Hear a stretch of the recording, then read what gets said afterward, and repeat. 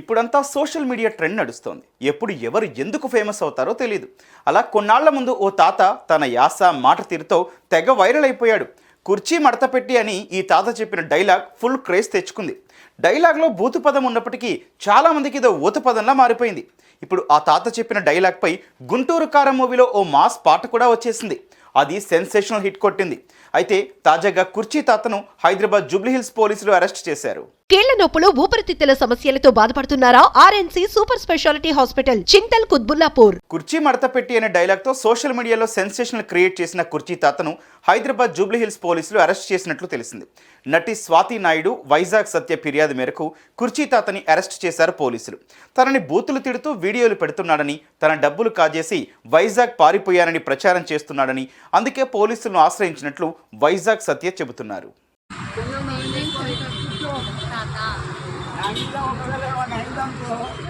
నా పిల్లలు ముగ్గురు కొడుకులు ఏంది నువ్వు తీశాడు ఇంకా మిగిలిందా లక్షలు సంపాదించిన నాతోటి.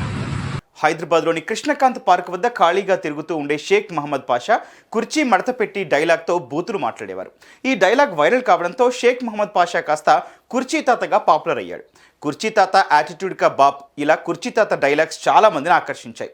ఇక ఇలా పాపులారిటీ సంపాదించుకున్న కుర్చీ తాత తన డైలాగ్తో ఏకంగా గుంటూరు కారం మూవీలో సాంగ్ వచ్చింది.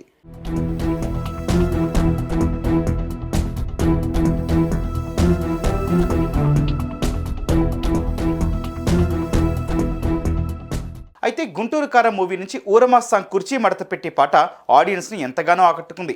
కుర్చీ మడత పెట్టి మాస్ డైలాగ్తో పాట లిరిక్స్ రాయడంతో అందరూ బాగా థ్రిల్ ఫీల్ అయ్యారు. దీంతో రిలీజ్ చేసిన కొద్ది నిమిషాల్లోనే ఈ పాట వైరల్గా మారిపోయింది. ఆ సాంగ్లో కుర్చీ తాత పాపులర్ డైలాగ్ను వాడుకున్నందుకు గాను మ్యూజిక్ డైరెక్టర్ తమన్ కుర్చీ తాతని ఇంటికి పిలిపించుకొని ఆర్థిక సాయం అందించారు. దీంతో మరింత వైరల్ అయ్యాడు కుర్చీ తాత.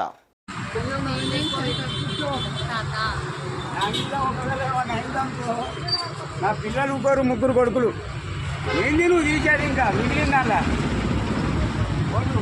లక్షలు సంపాదించిన నాతోటి. అయితే వైజాగ్ సత్య సాయంతో తమన్ని కలిశాడు కుర్చీ తాత. వైజాగ్ సత్య వల్లే తనకి గుర్తింపు వచ్చిందని చెప్పిన కుర్చీ తాత ఆ తర్వాత రివర్స్ అయ్యాడు. వైజాగ్ సత్య తన పేరుని యూజ్ చేసుకుని డబ్బులు సంపాదిస్తున్నాడని, అతను కనిపిస్తే నరికేస్తా, చంపేస్తా అంటూ బెదిరిస్తూ వీడియోలు పెట్టడంతో కుర్చీ తాతపై జూబ్లీహిల్స్ పోలీస్ స్టేషన్లో కంప్లైంట్ చేసినట్లు తెలిపారు వైజాగ్ సత్య.